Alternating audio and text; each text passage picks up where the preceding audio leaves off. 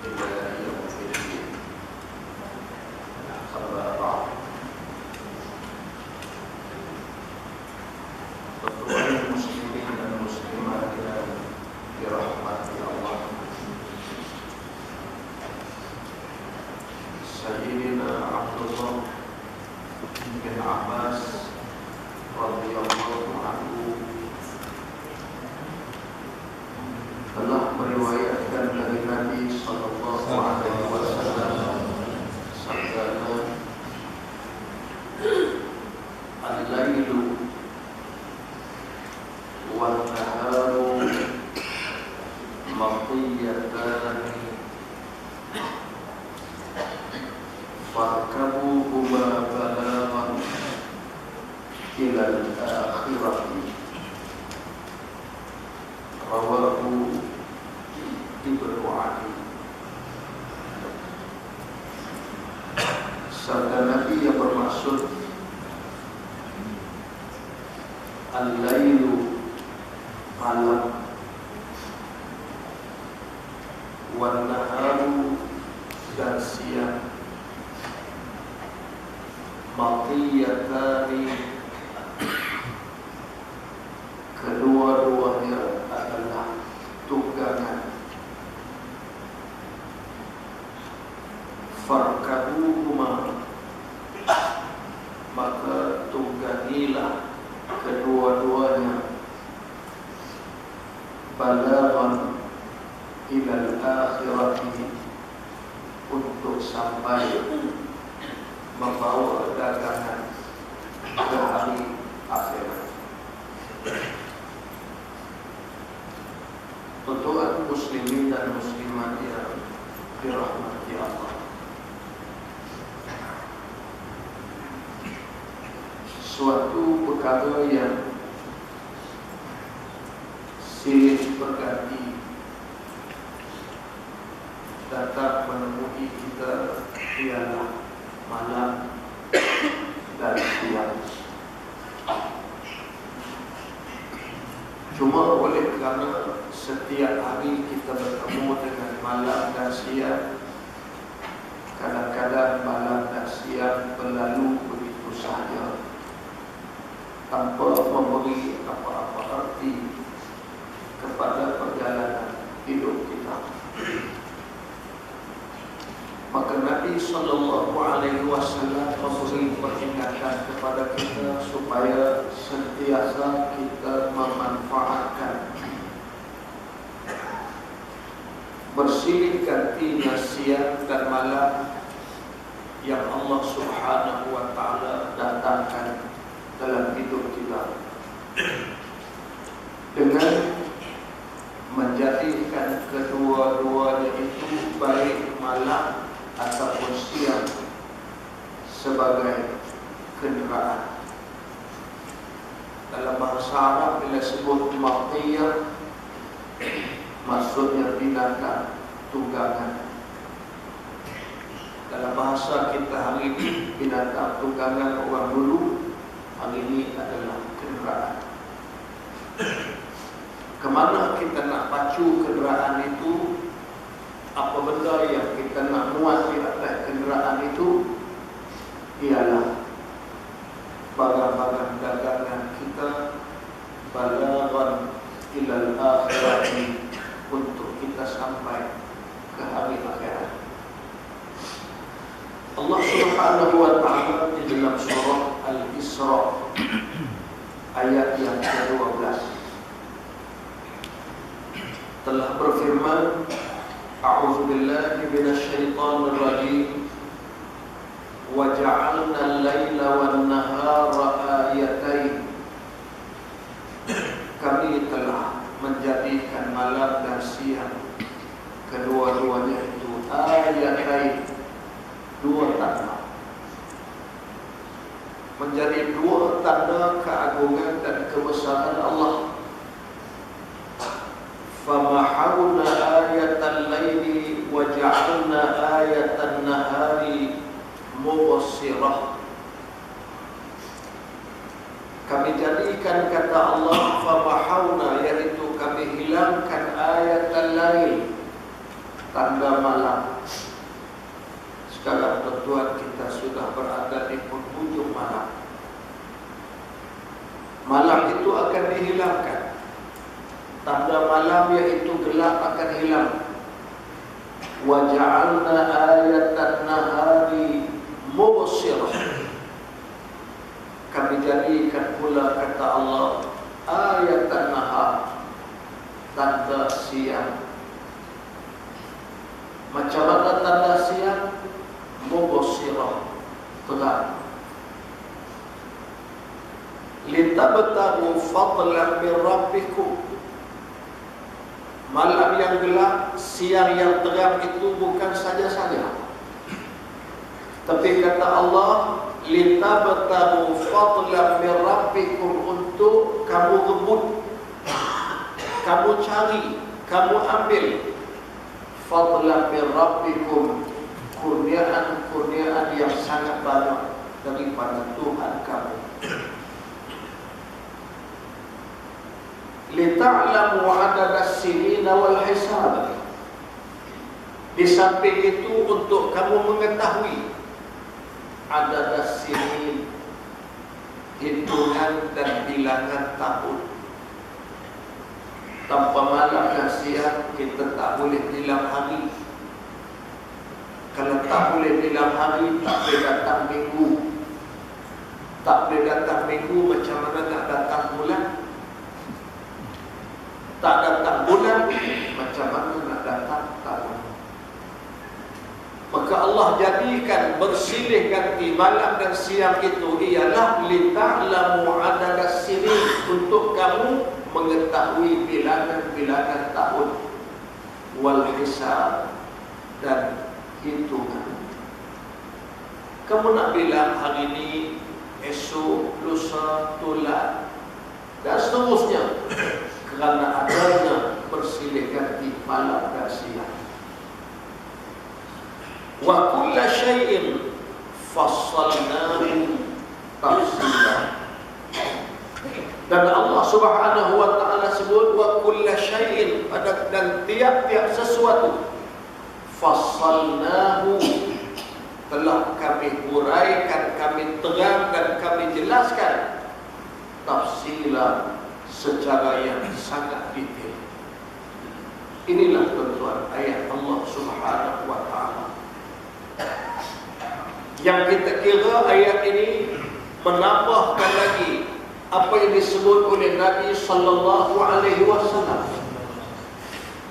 Yang Nabi sallallahu alaihi wasallam tadi minta supaya malam dan siang itu kita jadikan sebagai tunggangan untuk kita bawa barang-barang dagangan kita menuju akhirat. Allah tegaskan dalam ayat ini, litabtagu fadlan min rabbikum, malam dan siang kamu kena gemput sungguh-sungguh untuk kamu mencari, mengambil kurniaan Allah yang sangat banyak. Lalu tuan-tuan, dalam surah Ali Imran ayat 190, Allah Subhanahu wa taala sebut di sana, inna fi khalqis samawati wal ard wa ikhtilafil laili wan nahar la ayatin li ulil albab. Masya Allah. Allah ulang lagi, inna fi khalqis samawati wal ard, sesungguhnya pada penciptaan langit bumi. Kita tengok langit, kita pijak di atas bumi. Kemudian Allah cipta wahtilafil laili wan nahar, penciptaan perselisihan, ikhtilaf di antara malam dan siang. Untuk apa Tuhan jadi itu? La ayat, untuk menjadi tanda, untuk menjadi tanda. Tapi tanda ini bukan semua orang boleh lihat, bukan semua orang boleh nampak. Liulil albab, hanya bagi mereka yang memiliki akal fikiran. Maka salah satu daripada kurniaan Allah, daripada penciptaan malam dan siang yang bersilih ganti, yang kita nak ambil, kita nak rebut kurniaan Allah di dalamnya, yang kita nak jadikan sebagai tunggangan kita menuju akhirat, salah satunya tuan-tuan ialah memanfaatkan akal yang Allah beri. Sebab dengan akal, kalau manusia manfaatkan sungguh-sungguh, memang dia tidak ada masa untuk menganggur. Sebab akal sentiasa ada kerja. Malam baik, siang baik. Sampai kita tuan-tuan, pagi yang macam ni, akal sudah bekerja. Dah kerja lah.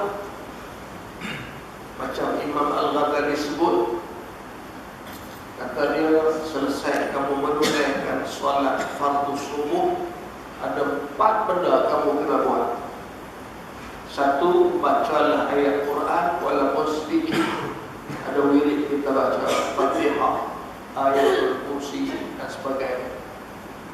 Yang kedua, berzikir, subhanallah, alhamdulillah, Allahu akbar, la ilaha illallah. Yang ketiga, berdoa, alhamdulillah kita doa tadi. Yang keempat, berfikir, guna akal. Fikir tentang apa? Plan perjalanan hidup kita hari ini. Nanti pagi duha di mana, tengah hari di mana, petang di mana, malam di mana, nak solat zuhur di mana, asar di mana. Sebab tu tuan-tuan, kita selalu dengar cerita pemandu kepada Tok Guru di Adis. Bila nak jalan saja kenderaan, soalan dia yang pertama, saat lagi nak sembahyang di mana? Ini tuan-tuan akal. Tapi tak semua orang guna akal untuk itu. Artinya suatu yang sangat kita boleh manfaatkan akal. Itu kita sebut, kalau akal itu dimanfaatkan untuk fikir perjalanan hidup kita hari ini, apatah lagi akal memikirkan perjalanan alam. Tengok langit, tengok bumi, tengok malam, tengok siang. Yang sekurang-kurang kata ulama, kalau kamu perhati, kamu lihat, kamu fikir, 3 perkara besar kamu dapat simpulkan. Pertama, kamu akan dapat melihat kamalullah, kesempurnaan ciptaan Allah. Memang betul sangat sempurna. Alladzi khalaqa sab'a samawati tibaqa ma tara fi khalqir rahmani min tafawut. Farji'il basar, dalam surah Al-Mulk. Tuhan sebut, dialah yang telah menjadikan 7 petala langit. Langit itu, cuba kamu perhati, cuba kamu tengok, kata Allah, ada ke tidak kekurangan, kecacatan? Kulah kamu tengok sekali, tak nampak, tak apa, ulang lagi. Farji'il basar, ulang tengok, ulang cari, kamu tak akan berjumpa. Nak berjumpa macam mana tuan-tuan, yang kita sedang saksikan langit Allah Subhanahu wa ta'ala dah berapa juta tahun, boleh jadi dah bilion tahun, boleh jadi dah trilion tahun Allah cipta. Ada tuan-tuan dengar, langit untuk timpa kepala. Tapi kalau Shilling Hospital, itu ada. Kalau Bumbung Stadium, yang itu ada. Tapi langit Allah tak ada tiap. Tidak ada penjuru, tidak ada penyudah.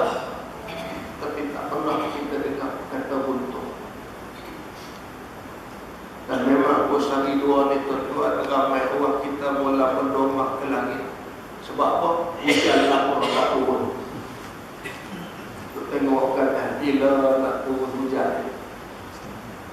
Ini tuan-tuan, kamu akan dapat melihat kamalullah, kesempurnaan ciptaan Allah. Perhati lagi, tengok lagi, kamu akan dapat melihat pula jamalullah, indahnya penciptaan Tuhan. Indah. Memang pun indah tuan-tuan. Kalau di Kedah tuan-tuan pergi Pulau Langkawi, di bukit waktu Gunung Mak Cincang, naik kabel car, waktu duduk di tengah-tengah dengan angin timur berayun tu, tuan-tuan boleh tengok pada waktu tu, subhanallah. Saya pun dah 2-3 kali naik, memang tengok tuan-tuan, orang yang ada helikopter lagi hebat boleh tengok. Memang cantik Tuhan cipta. Itu yang Mak Saleh nak pergi juga Langkawi, golok bergadai sampai 3 blok dalam. Boja nak pergi juga. Cantik tuan-tuan, Tuhan bagi jadi cukup cantik. Nah, tu baru Langkawi. Ada banyak lagi tempat dalam dunia bukan sekadar cantik, ajaib. Ini jamal Allah. Kamu perhati lagi, akal kamu berfikir, akal kamu mengenung yang disebut oleh Allah tadi, nescaya kamu akan dapat nampak pula jalalullah, keagungan Allah.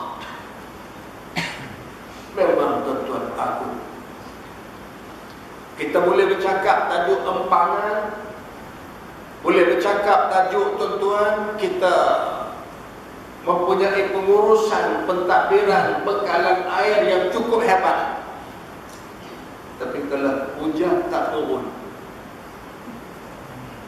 tak payah empangan, tak payah ada mesin apa, tak payah ada alat apa, manusia tak boleh buat. Akhir tuan-tuan terbit arahan, tak ada jalan lah kita, melainkan kena sujud kepada Allah Subhanahu wa ta'ala. Solat sunat istisqa. Nak gambarkan betapa tuan-tuan, inilah jalan keagungan kebesaran Allah. Kamu rasa kamu hebat, kamu rasa kamu besar, kamu rasa kamu berkuasa, tapi kamu tak boleh lawan Allah Subhanahu wa ta'ala. Akhir seluruh kamu kena tunduk kepada Allah Subhanahu wa ta'ala. Ini tuan keagungan kebesaran. Cerita tuan-tuan sembahyang sunat istisqa pernah berlaku di zaman Nabi Allah Musa alaihissalam. Hujan lama sangat tak turun, kemarau teruk. Bani Israel datang mengadu dengan Nabi Musa, binatang ternak mati, tumbuh-tumbuhan binasa, kehidupan kami derita. Nabi Musa kata, beginilah, kita turun kepada lapangan, kita sembahyang istisqa, minta hujan. Sembahyang hari pertama, sembahyang hari kedua, sembahyang hari ketiga, sampai berhari-hari sembahyang tak turun juga. Yang doa siapa? Nabi Musa. Nabi Musa tak turun juga. Akhirnya Bani Israel mula mempertikaikan, Musa, apa masalah kita yang kita doa, yang kita minta, kamu pun berdoa, kami pun berdoa, sebab apa tak turun hujan? Cuba tanya dengan Allah. Nabi Musa tak katakan, ya Allah, apa benda yang menghalang turunnya hujan? Allah berfirman kepada Nabi Musa, wahai Musa, dalam kelompok kamu yang datang sembahyang hari-hari ini ada seorang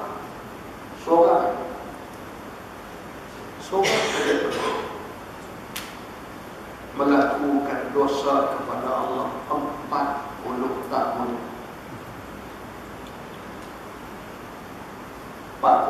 tahun ni 56 tahun. 40 tahun buat dosa dengan Allah. Dengan sebab lelaki seorang ini dalam kumpulan kamu, wahai Nabi Allah Musa, Allah tak akan turun ke hujan. Minta dia keluar dulu. Nabi Musa bohong selalu. Allah berfirman kepada aku dalam kelompok kita, tiap-tiap hari yang sembahyang tadah tangan minta dengan Allah ni ada seorang laki-laki 40 tahun buat dosa. Laki-laki ini kena bangun. Tuan-tuan, di saat semua orang duduk, tiba-tiba seorang nak bangun. Kalau waktu tu senang perut pun tak berani bangun. Kalau bangun saja confirm orang akan tengok dia. Rupanya kamu yang jadi punca tak turun hujan. Orang yang buat dosa 40 tahun dia sedar, tuan-tuan, dia bersalah. Yang Nabi Musa maksudkan dia, yang Allah maksudkan dia, 40 tahun dia buat dosa, dia duduk dalam majlis sekali. Waktu itu dia tunduk kepala, ya Allah, ya Tuhan. Ini dunia, belum akhirat ni. Ini dunia. Kalau aku bangun sekarang, ya Allah, bagaimana keadaan aku, macam mana waktu tu malunya aku, macam mana ya Allah keadaan hidup aku selepas daripada ni. Itu tuan, saat yang macam tu dia minta dengan Tuhan, dia kata, ya Allah, saat dan ketika ini aku mohon keampunan darimu, ya Allah. Minta ampun sungguh-sungguh. Bila dia minta ampun, dia insaf sungguh-sungguh, hujan turun. Turun sekali hujan. Menyebabkan Bani Israel gembira menerima hujan. Cuma masing-masing tanya, wahai Nabi Musa, kamu sebut tadi ada seorang buat dosa 40 tahun, dia kena keluar dulu. Ni tak ada siapa keluar pun. Macam mana boleh turun hujan tak ada siapa yang bangun pun? Nabi Musa tanya, kembali berdoa pada Allah, ya Allah, kaum aku bertanya, siapa yang buat dosa tak ada orang bangun pun, tiba-tiba turun hujan? Allah sebut kepada Nabi Musa, wahai Musa, aku sudah ampuni dosa. Dia dah minta ampun, aku dah ampun dosa. Bani Israel datang pula, wahai Nabi Allah Musa, tolong doa dengan Tuhan, tolong tunjuk hak mana satu.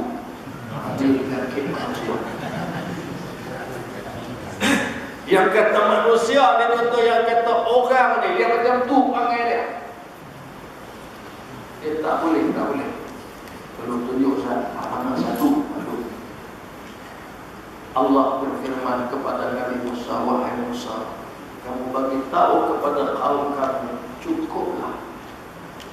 Sesuatu yang Allah sembunyi, jangan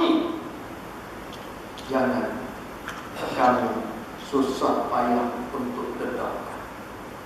Allah dah sembunyi, Allah dah ampun. Ini tuan-tuan yang susah untuk kita nak cakap dalam dunia kita hari ini. Dunia hari ini tuan-tuan, kalau nak dapat sensasi, kalau akhbar nak bagi laris elok, kalau media nak bagi dapat liputan baik, ada berita yang disembunyi boleh keluar. Itu yang paling hebat. Ini dunia kita hari ini. Wallahu a'lam tuan-tuan. Tapi yang penting, apa sahaja yang ada di keliling kita akan menggambarkan keagungan Jalal. Artinya kita akan lihat kamal, kita akan lihat jamal, dan kita akan lihat jalal. Ini tiga perkara. Sekurang-kurang kalau akal kamu berfungsi, maka manfaat kalau akal baik malam baik siang. malam. Di dalam surah Al-Baqarah ayat 274, alladzina yunfiquna amwalahum bil-laili wan-nahar sirran wa 'alaniyah falahum ajruhum 'inda rabbihim. Apalagi tuan-tuan kita nak tunggal malam dan siang kita. Kalau tadi manfaatkan akal, baik malam baik siang, sekarang Tuhan sebut pula alladzina yunfiquna amwalahum, orang yang menginfakkan hartanya bila bil-laili wan nahar, waktu malam dan waktu siang, sirran wa alaniyah, secara senyap. Malam-malam orang tak nampak tuan-tuan datang sorang-sorang, seluruh poket, seluruh duit lipat-lipat masuk dalam tabung surah Al-Mustaqimah. Orang tak nampak. Tapi yang ni jaga orang buat, yang orang buat tuan-tuan malam, dia datang pecahkan tabung surah. Anak masuk dalam tabung dia tak banyak di malam-malam ni. Tak apa, tak boleh sebelah malam wa'alaniyah, secara terang-terangan. Bila? Waktu siang. Buat. Malam pun kamu infak, siang pun kamu infak, harta yang Allah berikan kepada kamu, baik dalam keadaan terang ataupun secara tersembunyi. Allah memberi janji, falahum ajruhum 'inda rabbihim, maka bagi kamu, bagi mereka itu ganjaran baik daripada sisi Allah Subhanahu wa taala. Tuan, apa lagi kita nak buat? Tuhan sebut di dalam surah Al-Isra ayat yang ke-79, wa minal laili fatahajjad bihi nafilatan laka asa an yab'athaka rabbuka maqaman mahmuda. Dan sebahagian daripada malam, fatahajjad bihi nafilah, kamu bangun sorang-sorang, orang tak nampak, gelap, fatahajjad bihi nafilah, kamu bertahajud nafilatan, sebagai tambahan. Hak fardu buat, tapi tambah lagi dengan bertahajud. Ini tuan yang boleh kita buat. Apa lagi kita dapat? Nabi Allah Nuh alaihi salam di dalam surah Nuh ayat yang kelima, Nabi Nuh kata, inni da'awtu qaumi lailan wa nahar, sesungguhnya aku telah menyeru, berdakwah, aku berusaha mengajak kaum aku bila malam dan siang. Berfikir boleh malam dan siang, menginfakkan harta boleh malam dan siang, bertahajud boleh malam dan siang, berzikir boleh malam dan siang. Nabi Allah Nuh, rasul-rasul, nabi-nabi, mereka menyeru kaum mereka malam dan siang tanpa henti. Inilah tuan-tuan antara banyak lagi. Tapi kalau kita sebut dakwah, memang tuan-tuan kita nak kena buat. Kenapa? Dalam kita tu buat kerja dakwah ini pun, Allahu Akbar, ada lagi manusia macam Kasim Ahmad. Tuan-tuan mengikuti sehari dua ni, kalau tak silap kemarin, sahabat-sahabat post masuk dalam Facebook, dalam apa, sudah ada pihak yang pergi berjumpa dengan Kasim Ahmad yang dilaporkan baru-baru ini dan terlantar sakit. Ingat nak jalan, hidup lagi betul-betul 81 tahun. Tapi dalam usia itu, dengan orang bercakap, dengan orang masing-masing pakat sebut, akhirnya orang pergi pergi berjumpa dia untuk tak berapa kali dah. Rupanya pendirian manusia yang bernama Qasim Ahmad, nama yang cukup baik teman. Nabi Muhammad sallallahu alaihi wasallam digelar dengan Abul Qasim. Pasal Nabi anak laki-lakinya yang sulung daripada isterinya Sayyidatina Khadijah, nama Qasim. Itu yang Nabi dikenali dengan Abul Qasim. Dia pun nama itu juga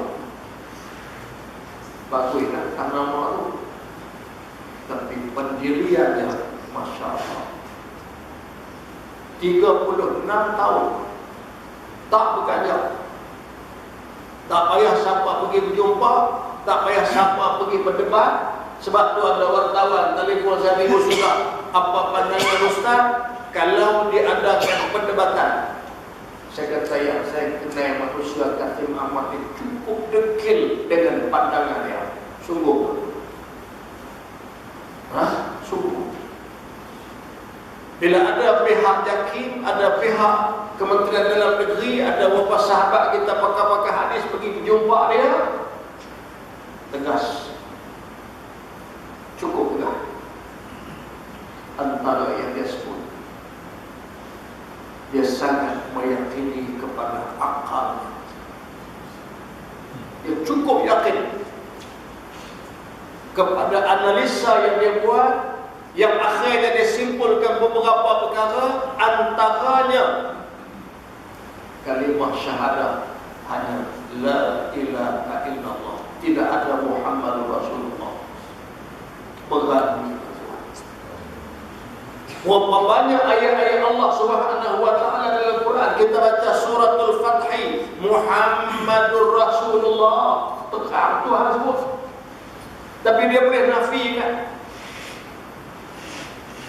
60% hadis yang berlegar dalam masyarakat semuanya hadis yang bohong.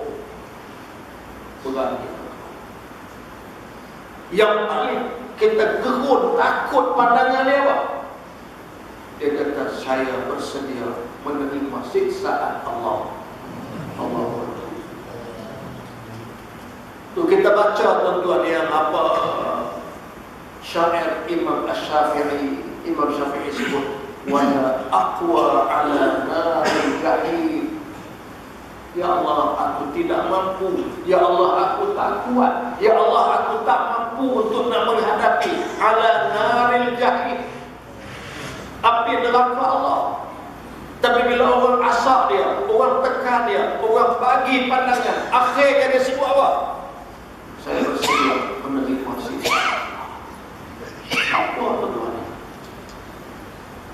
Manusia yang macam ni tuan-tuan boleh terus hidup, terus berada, boleh terus ke muka pandangan Yayasan Kepimpinan Perdana, boleh jemput ke muka pandangan. Allahu Akbar. Tapi sayang tuan-tuan, Malaysia sampai hari ini tak ada undang-undang yang nama undang-undang murtad. Kalau ada pun dia lambat. Nak cepat, yang kemarin tuan-tuan Mahkamah Rayuan atau cepat. 2 hari boleh selesai masalah. 2 hari tuan-tuan boleh sumbat masuk dalam. 2 hari boleh berubah dalam setiap negara. Tapi tuan-tuan, hak ni cukup lambat. Kenyataannya, pandangannya, kesesatannya berpuluh tahun tak diambil apa-apa tindakan. Kebetulan sekarang dia duduk di Kulim. InsyaAllah dalam sidang Dewan Undangan Negeri kami di Kedah dijangka 28 hari bulan 4 ini. InsyaAllah kami duduk bincang sebab semalam perjalanan dari Kedah bersama dengan 2 adun. Alhamdulillah Cikgu Makluki yang hormat Kuala Ketil, apa Queen dan Queen Kuala Ketil itu, Cikgu Makluki dia dah sebut beberapa kali kalau cuba gugat Queen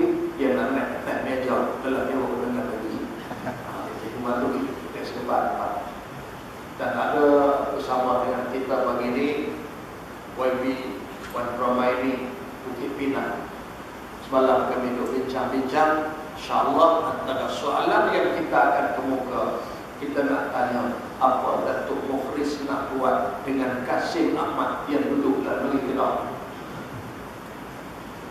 Duduk di Kedah bulan 8 tahun sudah dah diluluskan suatu rang undang-undang yang disebut dengan Undang-Undang Syariah Negeri Kedah 2013. Kita nak tengok apa yang akan nak buat. Tapi sampai hari ini tuan-tuan tak buat apa lagi.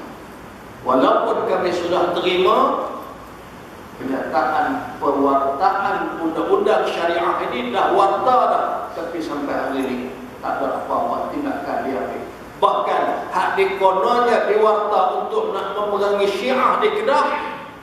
Syiah di Kedah ada 8 pusat masih beroperasi macam biasa. Yang hebatnya tuan-tuan ada duduk dalam kawasan dekat saya tu. Nama Alok Kuda. Ialah saya dia tempat nama Alok-Alok di mana?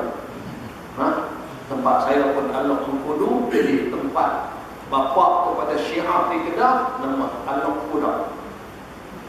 Sampai hari ini kalau kita berjumpa dengan dia, sembang-sembang dengan dia, dia kata dulu jabat agama kerap buat ganggu saya. Kita tanya apa saya apa?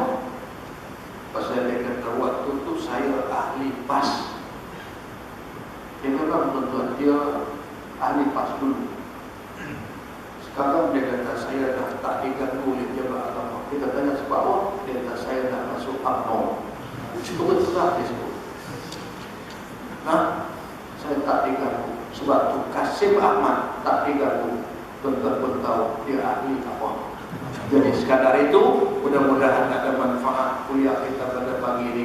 Wallahu a'lam bissawab wa ilaihil marji' wal ma'ab. Assalamualaikum warahmatullahi wabarakatuh. Bismillahirrahmanirrahim. Alhamdulillahirabbil alamin. Hamdan yuwafi ni'amahu wa yukafi'u mazidah. Ya Rabbana lakal hamdu kama yanbaghi li jalali wajhika wa 'azimi sultanik. Allahumma salli ala sayyidina Muhammad wa ala alihi wa sahbihi ajma'in. Allahumma faqihna fid din wa 'allimna at-ta'wil wa ja'alna min al-ulama'i as-salihin. Allahumma a'azzana bil Islam wa a'azzal Islam bina. Rabbana atina fid dunya hasanah wa fil akhirati hasanah wa qina adzaban nar. Wa sallallahu ala sayyidina Muhammad wa ala alihi wa sahbihi ajma'in. Walhamdulillah.